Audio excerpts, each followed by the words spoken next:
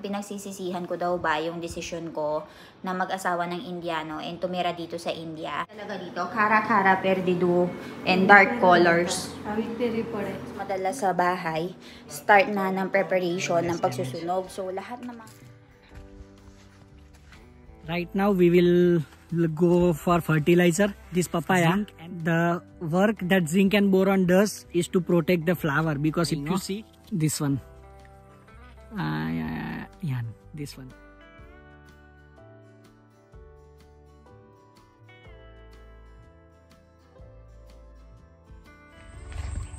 And guys, dumating na sila. And if you can see, merong daladalang towel si Papa sa likuran niya. Milan, why there's the door? Pa-Chris. So, ayan guys. So, dumating na sila. 11:34. Mga tinahi ulit yung dito ni Lolo. So, dahil tinahi ulit yung dito ni Lolo, pupunta si Mommy doon para kausapin siya. After nilang pumunta doon, naligo lang sila. Tapos, Barodra, John. Tama na yung John, Barodra. Ano yung Papa? Kon na ako sila. Aha, barabar sih.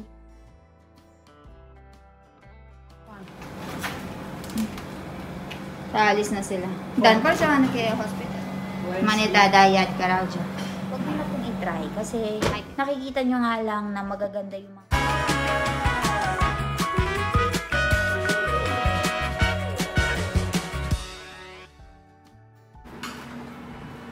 Busy yung mga tao dito. Nakabihis na naman si Mommy.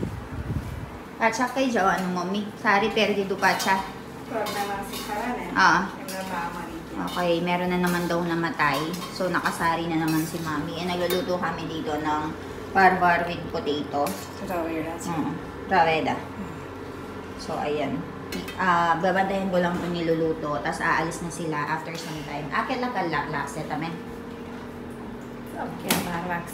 Gyarwakse. So they will be back around 12 o'clock na. Sarip ba tao? Tamaro sarip lolo. So ayan, kapag may namatayan talaga dito, kara-kara perdido and dark colors. Pag may namatay ganyan yung suot. Ano so naman si Hukarash? Sag ba na? So ayan, chala tay gikam tama. So kumuha ng eggplant si Sonal Masi for the Telly Josh, Telly. Barabar. So ayun. Kumuha siya ng eggplant dito sa bahay namin for the food nila dito sa bahay. Nakabihis na rin dyan si Papa. Ayan. I think hinihintay na lang nila yung tawag para may kasabay silang pumunta doon. Saktong-sakto guys, nakaligo na rin ako. Ayan. And then, si Milan, wala siyang trabaho ngayon. Umalis siya papunta ng farm kasi meron kaming harvest yata ng banana. So, actually, kapag meron kasing namamatay dito, biglaan talaga. Lahat ng mga lakad mo, ika-cancel mo. Kasi, yung pagsusunog dun sa namatay is, mabilisan lang talaga. As in, mabilisan, which means, dadalhin lang siya dito sa bahay mula sa hospital. Pagkatapos madala sa bahay, start na ng preparation ng pagsusunog. So, lahat ng mga kakilala, tatawagin na and i-call na sila talaga. Tapos, pupunta na lahat, ika-cancel ng lahat yung mga schedule nila. And once na-cancel na yung schedule nila, magbibihis na sila ng mga sari, mga dark clothes ba. And then, yung program, yung mga rituals, maglala siya ng 1 to 2 hours. So, ngayon, the time is around 9:30 na. Babalik niyan sila Mommy ng around 12 o'clock. So, ayun. Update in papaya farm, guys. It's very thick already, oh. And you can see papaya already. That's very last one, but I will show you more papaya. Yeah. We have papaya already, guys. We face some damage here also, but it's not much damage. Just like banana have so much damage, but papaya have less damage. There is some papaya with so much fruits. Yeah, no guys.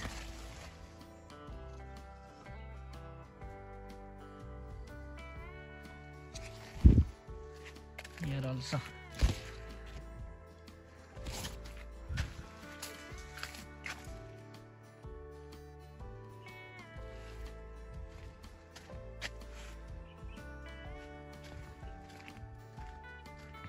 Right now we will go for fertilizer, zinc and boron to this papaya. The work that zinc and boron does is to protect the flower, because if you see, the flowering is dying. Oh, this one. Yeah, this one. This the flowering is dying. After giving the zinc and boron, it will help flower to stay alive. If you see, the flower is getting dark and then it's dying, to protect it. But if you see somewhere, it's very good. See,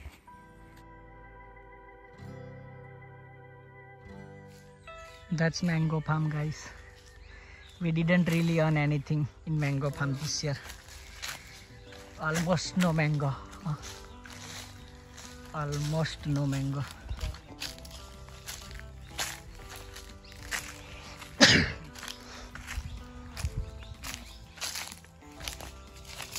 This is new mango palm. The mango trees are big already. Huh?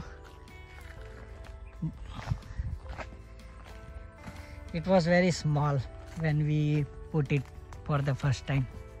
Now it's very big. Look at the growth.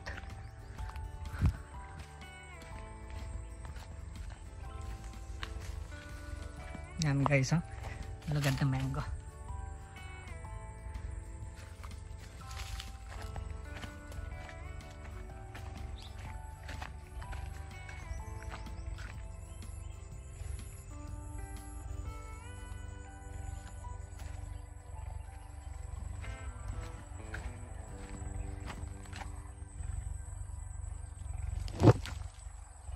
And guys, dumating na sila. And if you can see, merong daladalang towel si Papa sa likuran niya. Milan, why there's the need for the towel? It's necessary, don't know why. It's just culture. And they cannot touch anything. They have to go directly to the washroom. Doa na pa Chris. Chala na ilatame. They have to take bath. Ay kam rumal siya. Tay nawan wo ta juwe ne.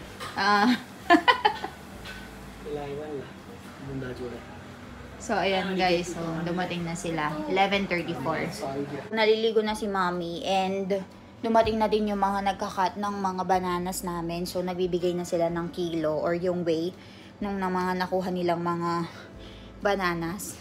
Napagod ako. Kinuha ko lang yung mga damit ni Mommy kasi bawal niyang hawakan kahit ano dito sa bahay.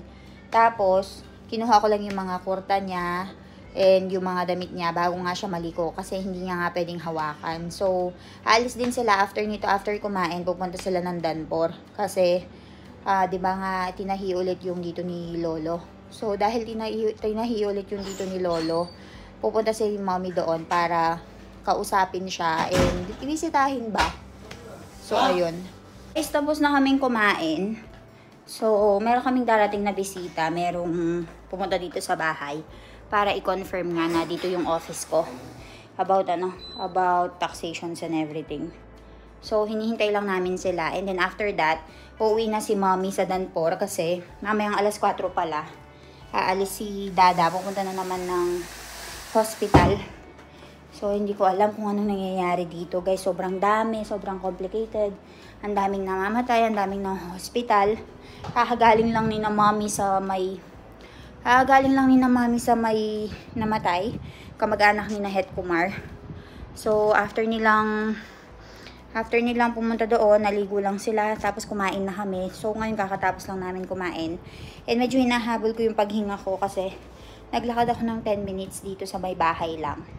So, ngayon, nagre-ready na rin si na Mommy and Papa kasi pupunta nga sila ng Danpor. And then, parang may bottle, yung lalagyan yata ng bottle si Dada. Tapos, didiretso sila ng alas 4 sa may Waroda. Hindi ko alam kung si Milan sasama kasi si Milan sasama siya sa Danpor para siya yung mag-assist dun sa bottle, maglagay ng bottle na ilalagay sa kanya. And sina mommy and papa, hindi ko lang kung maiwanan sila sa Danpor or sasama sila sa Barodra. Tamewo ba dukam siya, Haji mommy ha? Tayar tayo pa siya. Kali na ilidu pa siya tayar tayo. Oo. Age ne. Kalak revano tame Danpor?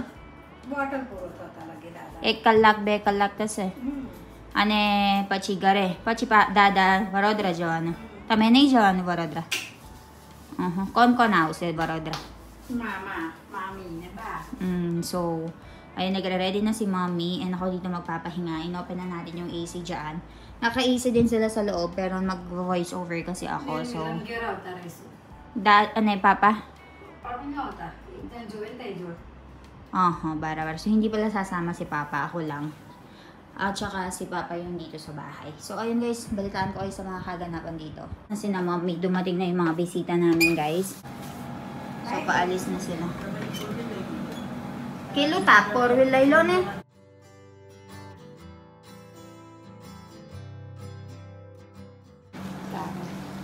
तो जो Wagod. Khali catch. Side garage. कौन Paalis na sila. Danpor siya ano kaya hospital. हमको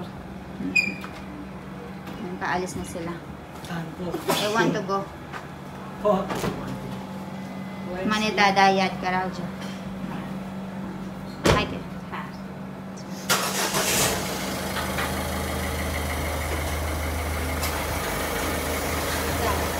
Chala, Jason na rin.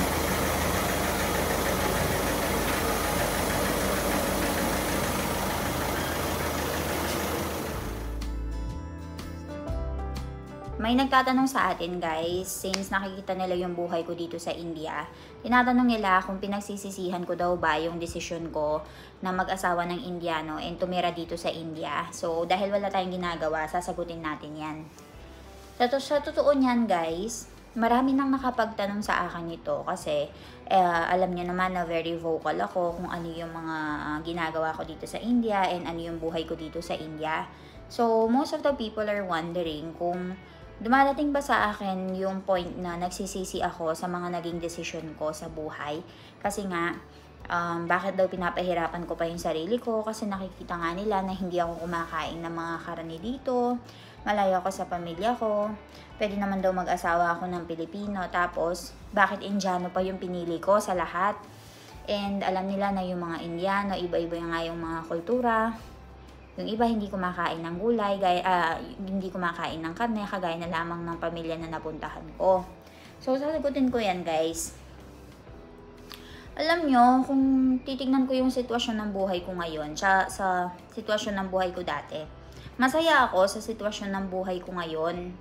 Kasi ang daming improvements, ang daming mga pagbabago, and masaya ako kay Milan. Kasi syempre mahal ko yung tao. Ngayong buntis ako, may mga times na dumadating sa akin na parang pumapasok ba sa akin na kung sigurong Filipino yung napangasawa ko, makakain ko siguro yung lahat ng mga gusto ko. Kasi syempre, nagtatrabaho ako, may pera naman ako. Pero kahit gusto kong kumain ng mga karne-karne, samgyupsal, sinigang, adobo, hindi ko makain-kain kasi nga, pinagbabawalan ako and wala kaming mahanap dito. Kasi nga, nire-respeto ko nga din yung kultura nila dito sa India. Pero kung nasa Pilipinas ako, walang magbabawal sa akin. Kahit araw-araw mag-samgyupsal ka doon, mag-adobo ka, bulalo, lahat, ganyan. Walang babawal sa'yo.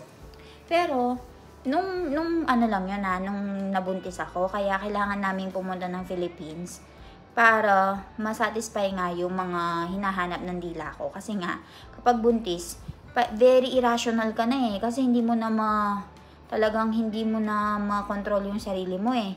Kaya alam nyo guys, tama nga yung sinabi ng isang vlogger, mahirap magbuntis dito sa India kasi hindi mo makakain talaga yung gusto mo. So, yung mga nakapagbuntis dito sa India talaga, sobra talaga yung bilib ko sa kanila guys. Kasi sa totoo niyan, hanggang ngayon na nasa my last trimester na ako, hinahanap ko pa rin yung mga pagkain na parang usually kung kinakain yung mga paborito ko sa Pilipinas. Wala naman ako magawa sa sitwasyon. Pero kung sasabihin nyo sa akin, and tatanungin nyo ako kung pinagsisisihan ko ba yung naging desisyon ko na mag-asawa ng Indiano and tumira dito sa India. Hindi po. Hindi ko pinagsisisihan yung desisyon ko na nag-asawa ako ng Indiano. Kasi lahat naman tayo merong kanya-kanyang battles na hinaharap. We have battles. So, ako, masaya ako sa buhay ko ngayon. Sinuwerte ako sa mga biyanan. Sinuwerte ako sa manugang, hipag, lahat. Sinuwerte ako sa mga ganyan. Ay, manugang, hipag. Basta sinuwerte ako sa mga sister-in-law, mother-in-law, asawa, ganyan. Ang hindi lang ako sinuwerte sa sitwasyon ko dito dahil nga hindi sila kumakain ng karne. And kahit naman siguro nag-asawa ako ng Filipino, meron at meron naman din bagay na hindi ako suswertihin talaga. Pero wala akong pinagsisisihan kasi yung buhay ko ngayon is maganda. So, nakakain naman namin ng 3 times a day kahit na sabihin natin na hindi ko gusto yung mga pagkain, hindi naman ako nagugutom. May bahay kami. Tapos, less expenses kami dito sa India. Mabait yung asawa ko, mabait yung mga manugang ko. And meron na kaming baby na paparating. So, ayun. Mahirap, guys. Tama nga yung sinasabi nila. Huwag tayong mag-encourage ng ibang mga Filipino na mag-asawa ng Indians. Kung hindi nyo talaga trip na mag-asawa ng foreigner and hindi kayo ready sa lahat ng mga darating na pagsubok, wag nyo na pong itry kasi nakikita nyo nga lang na magaganda yung mga buhay namin dito, pero marami din talaga na nahihirapan. Marami, guys. May mga minamaltrato, may mga hindi maganda yung pakikitungo ng mga biyanan nila. Tapos may mga buntes, tapos hindi naasikaso, ganyan. Iba-iba kasi yung mga tao, guys. Hindi naman ibig sabihin na sinuwerte kami sa mga asawa and mga vloggers kami na nakikita nyo yung mga buhay namin. Ganito na rin yung magiging buhay nyo. Yung iba kasi hindi naman sila nagwa-vlog. Pero, nagkakaroon kami ng idea kung ano yung buhay nila kasi nag-open up sila sa mga pages na mga sinasalihan namin kung saan kami part or member. Nakikita namin yung mga pinagdadaanan nila and masasabi ko na hindi po lahat sinuswerte sa mga napapangasawa nilang mga Indiano. Kaya bago nyo suungin, bago nyo pakasalan yung mga Indiano nyo, lahat ng mga dapat pag-usapan nyo na. And make sure nyo na handa kayo sa laban na tatahakin nyo or sa mga desisyon na gagawin nyo. Kasi kung hindi nyo mapanindigan, maghihiwalay lang din kayo. Ayun. Meron ding mga naghihiwalay din talaga, guys, kasi hindi magkasundo. Iba talaga kasi talaga yung kultura, paniniwala, and the Filipino and Indian, sobrang ibang-iba. Konti lang yung pagkakapareho natin, guys, and lahat talaga dapat pinag-uusapan, and dapat mahaba-haba talaga yung pasensya mo. So, ngayon, guys, base sa experience ko, halos 2.5 years pa lang naman ako dito sa India. Nakita ko na nung una, meron nga kami hindi mga pagkakaunawaan ng biyanan, pero napag-uusapan naman namin na maayos. Pero hindi ko alam ngayon na buntis ako, tignan natin kung ano mangyayari. Hindi ko naman sinasara yung possibility na magkaaway-away kami dito. Kasi nga nasa isang bahay lang kami, which is normal naman na magkaroon ng misunderstanding.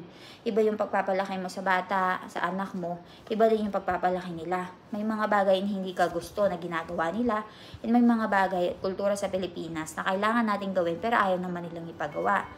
So, tingnan natin kung ano mangyayari sa sitwasyon namin kapag meron na kaming baby. Pero hindi ako nag-worry na maayos, guys, kasi yung sister-in-law ko, medyo, medyo modern na siya.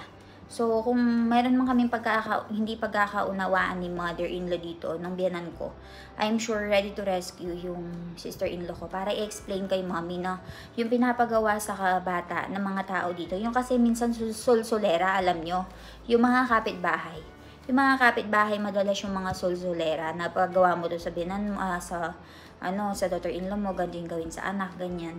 So, for sure, yung sister-in-law ko, yun yung magiging kakampi ko na i-explain kay mommy na yung mga nakaugalian nila noong sinaunang panahon, hindi na applicable ngayong modern times. And dagdag pa na doctor yung anak nila. So, pwedeng sabihin ni Milan na hindi pwede yan, hindi safe yan sa bata. And I'm sure yung biyanan ko, kung meron man siyang mga bagay na ipapagawa sa akin, nandyan na nakaantabay sa akin yung 2 bagets dito na ipaintindi sa kanila na ayaw ko ngayon, ayaw ko yung ganung parenting. Pero, tignan natin. Let's see guys. Lagi naman kayo nanonood sa mga vlogs namin and alam ko naman na susubaybayan nyo yung hanggang sa panganganak ko, sa pagpapalaki ng baby. So, updated naman kayo sa buhay ko dito. So, for now, ganun lang. Kung meron kayong mga questions dito, if meron tayong time to answer, ayun, sasagutin natin. And comment lang kayo sa baba. And ngayon, 7.5 months pregnant na po ako. So, if may mga times na hindi ako makapag-upload, alam nyo na minsan tinamad ang buntis, or medyo sumasakit na yung puson ni buntis, or likod, hindi na makagalaw ng maayos, laging nakahiga na lang. So, wag po sana kayo magsawa sa sumuporta sa amin. And, antabayanan nyo lang yung mga bagong videos kasi if hindi man ako makapag-video, si Milan yung papa-videohan ko para updated pa rin kayo sa mga kaganapan dito because you're part of our family. So, ayun guys. Thank you all for watching. I'll see you all tomorrow. Bye-bye.